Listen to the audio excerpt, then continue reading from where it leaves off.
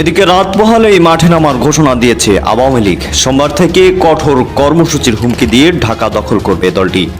ক্যান্টনমেন্টের ভেতরে কিন্তু একটা পরিবর্তন ঘটে গেছে এবং আর্মির পক্ষ থেকে আরো জানিয়ে দেওয়া হয়েছে অচিরেই অপারেশন ক্লিন হার্ট 2 নামে একটি সন্ত্রাস বিরোধী অভিযান দেশব্যাপী পরিচালিত হবে। জেনারেলরা একেবারে পরিষ্কারভাবে ঐকমত্যের সুরে এই কথা সেনাপ্রধান ওয়াকারুজ্জামানকে জানিয়ে দিয়েছেন যে তার উপর সরকারের যতই চাপ থাকুক না কেন অন্তর্ভুক্তিমূলক নির্বাচন, সব দলের অংশগ্রহণে একটা নির্বাচন অনুষ্ঠিত হলেই সেনাবাহিনীর উচিত হবে সেই নির্বাচনে পূর্ণ সমর্থন, পূর্ণ সহযোগিতা এবং পূর্ণ শক্তি নিয়ে সহযোগিতা করা। এবং আর্মির মধ্যেও যেসব আলাপ আলোচনা হচ্ছে, সেনাবাহিনীর এই ব্যবস্থায় আসতে হবে, ব্যবস্থা নিতে হবে যে বাংলাদেশে দীর্ঘস্থায়ী সমস্যার মধ্যে রেখে দেবে নাকি সমস্যা থেকে বেরিয়ে সেনাবাহিনী ব্যারাকে ফিরে যাবে। নারায়ণগঞ্জের সাবেক মেয়র সেলিনা হায়াত আইভি তিনি তার বিরুদ্ধে যে 5টি মামলা, সেই 5টি মামলাতেই জামিন পেয়েছেন। এই জামিন একটা বড় সিগন্যাল বোধহয় আওয়ামী লীগের দায়িত্ব, মানে অন্তত ভারপ্রাপ্ত কোনো একটা দায়িত্ব তিনি পেতে। আসসালামু আলাইকুম দর্শক শ্রোতা, আশা করছি সবাই ভালো আছেন। আলহামদুলিল্লাহ আমিও ভালো আছি। দর্শক শ্রোতা, আপনারা তো সবাই সিলেট বিএনপি নেতা ইলিয়াস আলীকে চিনেন, যাকে হাসিনা থাকাকালীন অবস্থায় গুম করা হয়েছিল। দর্শক শ্রোতা, অবশেষে এই ইলিয়াস আলীকে নিয়ে এটা কি সংবাদ দিলেন আইন শৃঙ্খলা বাহিনী। দর্শক, আজকে ভিডিও খুব ইম্পর্টেন্ট, তাই ভিডিওটি কোনো নাটনে শেষ পর্যন্ত ধৈর্য সহকারে দেখে যাবেন, তাহলে কিন্তু মূলত ভিডিওর আসল রহস্যগুলো বুঝতে পারবেন এবং জানতে পারবেন। তো চলেন আপনাদেরকে এক এক করে সবগুলো ভিডিও বিস্তারিত দেখাই। ডেকেছিলেন বলে সেনাবাহিনীর শীর্ষ পর্যায়ের সূত্র থেকে খবর আসছে এবং সেই ভার্চুয়াল বৈঠকে যোগ দিয়ে জেনারেলেরা একেবারে পরিষ্কারভাবে ঐকমত্যের সুরে এ কথা সেনাপ্রধান ওয়াকারুজ্জামানকে জানিয়ে দিয়েছেন যে তার উপর সরকারের যতই চাপ থাকুক না কেন এই মুহূর্তেই আবার পূর্ণ শক্তি নিয়ে সেনাবাহিনীর মাঠে ফেরবার কোনো সুযোগ নেই এবং শুধুমাত্র অন্তর্ভুক্তিমূলক নির্বাচন, সব দলের অংশগ্রহণে একটা নির্বাচন অনুষ্ঠিত হলেই সেনাবাহিনীর উচিত হবে সেই নির্বাচনে পূর্ণ সমর্থন, পূর্ণ সহযোগিতা এবং পূর্ণ শক্তি নিয়ে সহযোগিতা করা। কারণ সেনাবাহিনীর জেনারেলরা এখন কোনোভাবেই কোনো রাজনৈতিক পক্ষকে বিশ্বাস করতে পারছেন না। বিশেষ করে 2024-এর জুলাই আগস্ট আন্দোলনে সেনাবাহিনীর যে ভূমিকা, আগস্টের 3 তারিখ থেকে ঘোষণা দিয়ে সরকারের বিপক্ষে দাঁড়িয়ে আন্দোলনের পক্ষে থাকার যে ঘোষণা তারা দিলেন, এরপরেও ইউনূস সরকার, যে সরকারকে সেনা সদর দফতরে ডেকে রাজনৈতিক দলগুলোর অংশগ্রহণে গঠন করে দেওয়া হলো সেনাবাহিনীর উদ্যোগে, সেই সরকার কিংবা যে রাজনৈতিক দলগুলোকে সেনাবাহিনী তখন ডেকে আনলো শেখ হাসিনা চলে যাবার পর রাজনৈতিক প্রক্রিয়ার অংশীদার হতে, একটি রাজনৈতিক পক্ষ যখন সেনাবাহিনীর পক্ষে বা সেনাবাহিনীর জেনারেলদের পক্ষে যাদের বিরুদ্ধে অভিযোগ আনা হয়েছে আন্তর্জাতিক অপরাধ ট্রাইব্যুনালে, গ্রেফতারি পরোয়ানা জারি হয়েছে, হাতকড়া পরিয়ে আদালতে হাজিরা দেওয়ানো হচ্ছে, তাদের পক্ষে দাঁড়ান নাই, বরং রাজনৈতিক পক্ষগুলো সেনাবাহিনীকে তাদের এক রকমের শত্রুতে পরিণত করেছেন। প্রকাশ্যে, রাজপথে, টক শোতে, সর্বত্র সেনাপ্রধান ওয়াকারুজ্জামান থেকে শুরু করে সেনা নেতৃত্বকে সন্দেহের চোখে দেখা, সে বিষয়ে বক্তব্য রাখা, অপমানজনক মন্তব্য করা এক রকমের প্রথা হয়ে দাঁড়িয়েছে। তখন সেনাবাহিনীর জেনারেলদের একমাত্র অবস্থান এবং ঐক্যবদ্ধ অবস্থান হচ্ছে এই সময়ে রাজনৈতিক বিভক্তি যখন চূড়ান্ত পর্যায়ে পৌঁছচ্ছে তখন সেনাবাহিনীর এতে সংশ্লিষ্ট হওয়া উচিত হবে না। কারণ এই নির্বাচনটিতে যদি সকল পক্ষ অংশ না নেয়, মানে পরিষ্কার আওয়ামী লীগ অংশ না নেয়, জাতীয় পার্টি অংশ না নেয়, এই আওয়ামী লীগ বিহীন নির্বাচনটি যে বিরাট রাজনৈতিক বিভক্তি তৈরি করবে বাংলাদেশের রাজনীতিতে, সেই নির্বাচনকে উৎসাহিত করা, সেই নির্বাচনের কার্যক্রমে সর্বশক্তি নিয়ে সংশ্লিষ্ট হওয়াও সেনাবাহিনীকে একটা রাজনৈতিক রং দেবে এবং সেনাবাহিনীর এই জায়গা থেকে সরে আসা উচিত। রাজনৈতিক রং যে সেনাবাহিনীর জন্য কি ধরনের বিপদ সৃষ্টি করতে পারে সেই আলাপটা সেনাবাহিনীর ভেতরে, বিশেষ করে শীর্ষ জেনারেলদের মধ্যে কিছুতেই বন্ধ হচ্ছে না। সেনাবাহিনীর ভেতরকার জেনারেলেরা এই যে রাজনৈতিক দলগুলোর দ্বারা ব্যবহৃত হওয়ার অবসান চাইছেন। এখন তারা প্রশ্ন করছেন যে সেনাবাহিনী 14 মাস 15 মাস রাজপথে থেকেছে ম্যাজিস্ট্রেসি পাওয়ার নিয়ে, কিন্তু থেকে তারা দেশের আইন শৃঙ্খলায় কি এমন পরিবর্তন আনতে পেরেছেন? মানে যে প্রশ্ন আপনার আমার, সেই প্রশ্ন জেনারেলরা নিজেদেরকেও করছেন যে তারা কি বিভক্তি কমাতে পেরেছেন, তারা কি অশান্তি কমাতে পেরেছেন, কোন আইন শৃঙ্খলা পরিস্থিতিটা হয়তো তারা না থাকলে আরো ভয়াবহ হতো, কিন্তু তারা তো আইন শৃঙ্খলা পরিস্থিতি পুরোপুরি নিয়ন্ত্রণে আনারও সুযোগ পান নাই এমন একটা বিভক্ত পরিস্থিতিতে। তাহলে সেই অবস্থায় রাজপথে তারা থেকে কেন ইউনূস সরকারের হাতকে শক্তিশালী করবেন এবং একটা রাজনৈতিক পক্ষ নেবেন, যেই পক্ষ নিলে আরেকটি পক্ষ কে একেবারে নিষিদ্ধ করে রাখা হয়েছে, বঞ্চিত করে রাখা হয়েছে।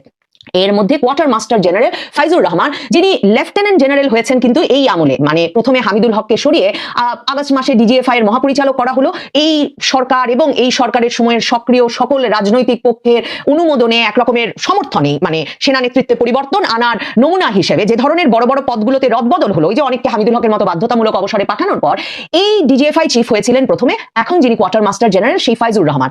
ফাইজুর রহমান তারপর কিন্তু অক্টোবর মাসে একটা প্রমোশনও পেলেন, তিনি মেজর জেনারেল থেকে লেফটেন্যান্ট জেনারেল হলেন এবং তারপর কিউএমজি পদে আসলেন।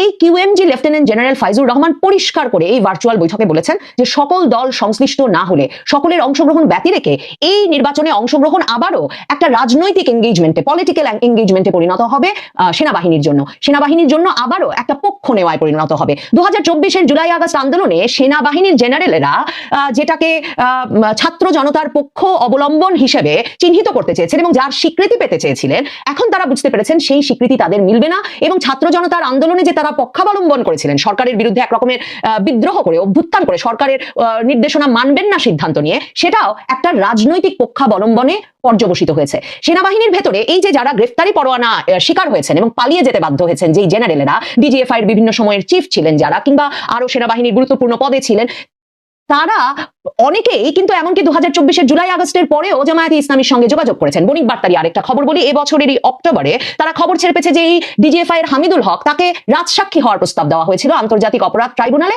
কিন্তু ডিজিএফআই এর হামিদুল হক সহ ডিজিএফআই এর আরো কয়েকজন চিফ, সাইফুল হক, আহমেদ শামস তাবরেজ, তারা কিন্তু গোলাম আজম পুত্র জেনারেল আব্দুল্লাহ আমান আজমি তার সঙ্গে সরাসরি যোগাযোগ করেছিলেন, কিন্তু এগুলোর ফলও কোনো ভালো হয় নাই। মানে হামিদুল হককে রাজসাক্ষী হওয়ার দেওয়া হয়েছে, প্রস্তাব দেওয়া হয়েছে, কিন্তু তিনি যে অভিযুক্ত নন, তিনি যে জামায়াতে ইসলামীর সঙ্গে ঘনিষ্ঠ যোগাযোগ রেখে বলে এসেছেন বরাবর যে আব্দুল্লাহ আমান আজমিকে যাতে তার বন্দি দশা থেকে মুক্তি দেওয়া হয়, সেজন্য তিনি উঁচু পর্যায়ে আলাপ করছেন, যোগাযোগ করছেন, গুম কমিশনকে যে বিভিন্নভাবে বোঝাতে চেয়েছেন তারা, সেটা এই বিভিন্ন জেনারেলদের ক্ষেত্রে ব্যর্থতায় পর্যবসিত হয়েছে। আব্দুল্লাহ আমান আজমি নিজে কিন্তু এটা স্বীকার করেছেন যে ডিজিএফআই এর কয়েকজন চিফ, কয়েকজন জেনারেল তার সঙ্গেও যোগাযোগ করেছিলেন, তারা যে তার মুক্তি চেয়েছিলেন এই কথা বলবার জন্য। এমনকি হামিদুল হক এই কথাও নাকি বলেছেন, বণিক বার্তা লিখছে যে তিনি এবং তার স্ত্রী হজে গিয়েও ব্রিগেডিয়ার জেনারেল আব্দুল্লাহ আমান আজমির জন্য দোয়া করেছিলেন। কিন্তু এই যে জামায়াতে ইসলামীর সঙ্গে ঘনিষ্ঠতা কিংবা রাজনৈতিক পক্ষগুলোর সঙ্গে যোগাযোগ স্থাপন, এগুলো থেকে শেষ পর্যন্ত কোনো ফল আসেনি। জেনারেলদের ভেতরে এই আলোচনাগুলো তীব্রভাবে হচ্ছে এবং তাদের একমাত্র মতামত হচ্ছে আর কোনোভাবে রাজনৈতিক কোনো রকম সংশ্লিষ্টতায় জড়িত হওয়া যাবে না, মানে কোনোভাবে সংশ্লিষ্ট হওয়া যাবে না। বাইরে যে প্রচুর অস্ত্র আছে সেটা সেনাবাহিনীর আরেকটা ভয়। সেনাবাহিনী নিজেই নিজেকে প্রশ্ন করছে যে এই 14 মাস 15 মাসের অভিযানে আসলে সেনাবাহিনী তো যথেষ্ট অস্ত্র উদ্ধার করতে পারেনি, বরং সাম্প্রতিক সময়ে বিমানবন্দর স্টেশন থেকে বনলতা এক্সপ্রেসে এক ট্রলি ব্যাগ ভর্তি যে অস্ত্র উদ্ধার হলো, সেনাবাহিনী বোঝে যে সেই অস্ত্র একটা মাত্র চালান না, আরো অনেক চালান আসছে। আর 2024-এর জুলাই আগস্ট আন্দোলনে থানার পর থানা লুট করে, কারাগার লুট করে, পুলিশ ফাঁড়ি লুট করে, গণভবন লুট করে যে অস্ত্র ছড়িয়ে পড়েছে বাংলাদেশ জুড়ে, সেই অস্ত্র উদ্ধারেও সেনাবাহিনী যথেষ্ট ভূমিকা রাখতে পারে নাই। তাহলে এই যে এখন গোয়েন্দা সূত্রগুলোর যে খবর যে নির্বাচনের আগে আওয়ামী লীগ মাঠে সক্রিয় হলে, এমনকি 13ই নভেম্বর মাঠে সক্রিয় হলে সরকারের পক্ষভুক্ত কোনো বাহিনী হয়তো রাজপথে নেমে আসতে পারে, হয়তো এমন এমন গোষ্ঠীগুলো, কারণ অনেক অনেক জঙ্গি মুক্তি পেয়েছেন, জঙ্গিবাদের দায়ে অভিযুক্ত ব্যক্তি মুক্তি পেয়েছেন 2024-এর আগস্টের পর থেকে, শীর্ষ জঙ্গি সংগঠনের নেতারা বেরিয়ে এসেছেন জামিন পেয়ে, অনেককে কারাগার ভেঙে বের করে নিয়ে আসা হয়েছে, তারা তো কোথাও না কোথাও সংগঠিত হচ্ছেন। কাজে সেনা কর্মকর্তারা প্রশ্ন করছেন এই ভয়াবহ সশস্ত্র অবস্থায় সেনাবাহিনী বাইরে থাকলে সেনাবাহিনীকে আসলে আরো প্রশ্নবিদ্ধ করবার এবং পরবর্তীতে আরো বেশি মামলা এবং অভিযোগের সুযোগ করে দেওয়া হবে সেনাবাহিনীর বিষয়ে, এবং সেনাবাহিনী এক্ষেত্রে কি করতে পারে সে বিষয়ে সুনির্দিষ্টভাবে সিদ্ধান্ত নেওয়া দরকার। তখন প্রধান উপদেষ্টার দপ্তরে সশস্ত্র বাহিনী বিভাগের যিনি প্রিন্সিপাল স্টাফ অফিসার, যাকেও শেখ হাসিনা সরকারের পতনের পর অনেক বেছে নিয়োগ দেওয়া হয়েছে, জেনারেল কামরুল হাসান, যার সঙ্গে নিরাপত্তা উপদেষ্টা মানে সেনাপ্রধান ওয়াকারুজ্জামানকে সরিয়ে দিয়ে সেই ফেব্রুয়ারি থেকে ডক্টর ইউনুস কিংবা নিরাপত্তা উপদেষ্টা খলিলুর রহমান, যাকে সেনাপ্রধান বানিয়ে দিতে পারলে স্বস্তি বোধ করেন, সেই জেনারেল কামরুল হাসান এই ভার্চুয়াল বৈঠকে মানে প্রধান উপদেষ্টার পিএসও তিনি স্পষ্টভাবে বলেছেন যে তিনি মনে করেন একটা অপারেশন ক্লিন হার্ট 2 পরিচালনা করা উচিত এখন সেনাবাহিনীর এই অবৈধ অস্ত্র উদ্ধারে। মানে বিএনপি আমলে 3-3.5 মাসের যেই সেনা অভিযানের পর সেনাবাহিনীকে রীতিমতো ইন্ডেমনিটি, দায় মুক্তি দিতে হয়েছিল, কারণ 70-80 জন সেনা হেফাজতে মারা গিয়েছিলেন আর 12,500 ব্যক্তিকে তারা গ্রেফতার করে নিয়ে গিয়েছিলেন, এবং সেই অভিযানের আদলে একটা অভিযান পরিচালনার প্রস্তাব দিয়েছেন PSO Kamrul Hasan, principal staff officer. এখন কামরুল হাসানের এই প্রস্তাবের জবাবে জেনারেলরা যে একমত হতে পেরেছেন তা নয়, যদিও জেনারেল কামরুল হাসান বলছেন যে গ্রেফতারি পরোয়ানা ছাড়া কাউকে গ্রেফতার করা হবে না, কিন্তু অনেকেরই সন্দেহ যে এই অপারেশন ক্লিন হার্টের নামে সেনাবাহিনীর একটি পক্ষ হয়তো বিএনপি নেতা কর্মীদেরকে গ্রেফতারে একটা জোর ভূমিকা রাখতে চাইছেন, এমন একটা প্রচারণা থাকায় এক্ষেত্রেও সেনাবাহিনীর জেনারেলদের কারো কারো আপত্তি আছে। কারণ চাঁদাবাজ, যারা চাঁদাবাজি করছেন, যারা গুন্ডামি করছেন, মাস্তানি করছেন, অস্ত্রবাজি করছেন, তাদেরকে গ্রেফতার করে ফেলা দরকার এই নির্বাচনের আগে। সেটা উপদেষ্টাদের ভেতরে যেমন একটা প্রচলিত আলাপ আছে, একটা জোর দাবি আছে, তেমন জামায়াতে ইসলামীর পক্ষ থেকেও কিন্তু এরকম একটা দাবি আছে। যেমন ধরুন চট্টগ্রামে বিএনপির যেই এমপি পদপ্রার্থীর জনসংযোগের সময় অস্ত্র চালনায় গুলিবিদ্ধ হয়ে একজন শীর্ষ সন্ত্রাসী সারোয়ার মারা গেলেন, সেখানে কিন্তু প্রায় 50 জন অস্ত্রধারী ওই গণসংযোগে গিয়ে গুলি চালিয়েছে এবং এদের অনেকের হাতে AK-47 ছিল বলে কিন্তু খবর বেরিয়ে এসেছে। এই অবস্থায় সেনাবাহিনীর ভেতরে জেনারেলেরা এরকম একটা রাজনৈতিক স্পর্শকাতর সময়ে এমন কোনো অভিযান পরিচালনায় সেনাবাহিনীর যাওয়া উচিত কিনা সে বিষয়েও একমত হতে পারেনি।